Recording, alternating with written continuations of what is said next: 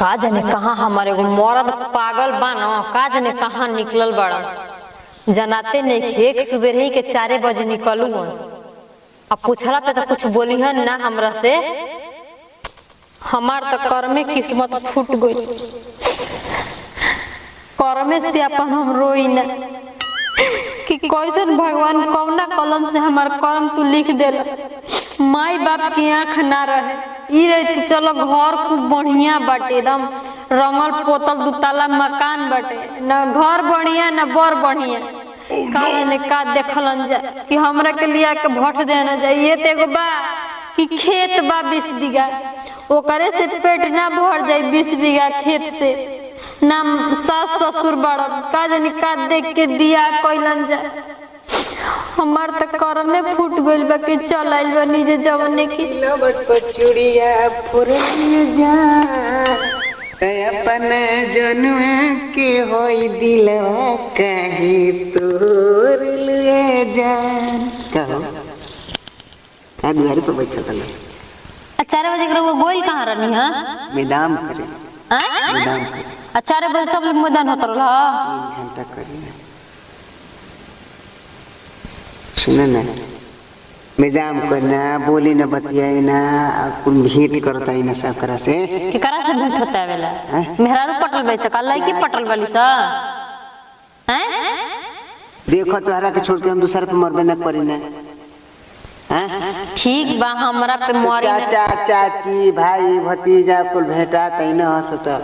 भेंट कर 3 घंटा लागी। हां चाचा चाची भाई भतीजा से भेंट करता लेकिन मेहरारू सवेरे सवेरे हाल चाल ना पूछाला कि मेहरारू का हाल बिया का समाचार खाना ना बनी कि ना बनी काहे ना बनल ह साग सब्जी में कुछ की बनाई साग सब्जी नहीं खे हैं साजे कहीं लिया तो कहत कि सवेरे लिया दे कुछ बात के ख्याल ले हमर पगलू हैं हम का करे के का कर दिन ना कुछ बात के ख्याल रहेला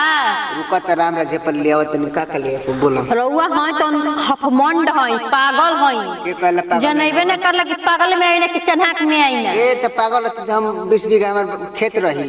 हैं हां 20 बीघा गांव में बा हमरा नियर हां 20 बीघा खेत लेके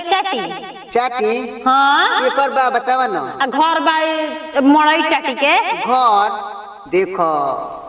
सेवइयो के घर रहे वैसे नहीं लेकिन भगवान राम महीना भेंट करे खातिर महल बना देबो चोर डकैत पर जी सब मैं लूट लाट लेके चल जी चला आदमी के। अच्छा ये बताएं का 20 बीघा में होखेला जितना पैदा गेहूं चावल गेहूं धान का करी ना आधा तो कुल गांव को दे देले ही कुल अधिया बटैया अपन और का पैसा बा हमके तो साल भर होता है अधिया न दियाला हो। अच्छा तो गेहूं चावल तो मिलते होई तो मिले तो डरा में निके भरो आ जन अच्छा 10 बीघा देतनी आ 10 बीघा के गेहूं चौरा का करेना 10 बीघा का कुल बेचाला त पैसा का होखेला पैसा बा नो कहां बा अकाउंट में रख ले बनी कितना रख ले बनी केता ना काहे के कह दी केता ना मतलब मेहरारू से नहीं कह सकत ए भाग जे बुतो जे भागे रहते भगबे ना करी आज का भाग के करो जान चलो जानले रह तो ठीक न रही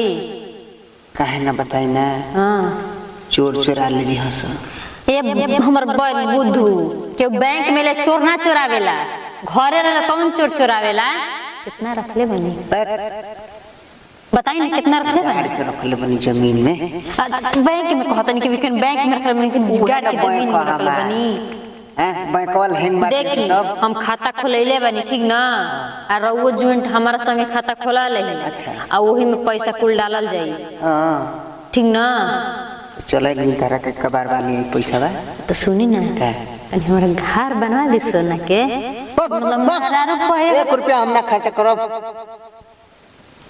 1 रुपया ना करब हो माने मेहरारू खातिर नहीं कर सकत खत्म न जातन सामान ले चुपचाप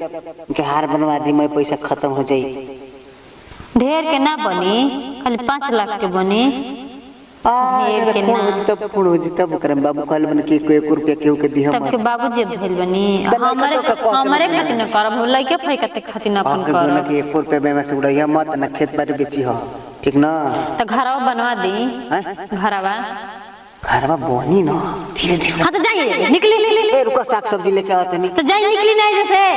का माथा चटले बनी माथा चटले बनता हां जाई चल आग पर तो हमर पैसा लुटबू का तू लेके भाग मन दूसर के होई कार और मेहरारू है रो धर्म पत्नी है आधा आधा हक बा और पूरा हक बा कल के जमाना में भरोसा नहीं थे हां जाई फलाना चाचा देहना उनकर मेहरारू लेके भाग 3 लाख सब वही रंग के नहीं थे ठीक ना ये तो विश्वास हट न हां तो जाई साग सब्जी खात ले खाई हां चुपचाप घर में रही हम तो जानत नहीं कि हमार मरद पागल बाटे सोचत नहीं कि 5 लाख लेके उनकर ले नैहर के घर बनवा दे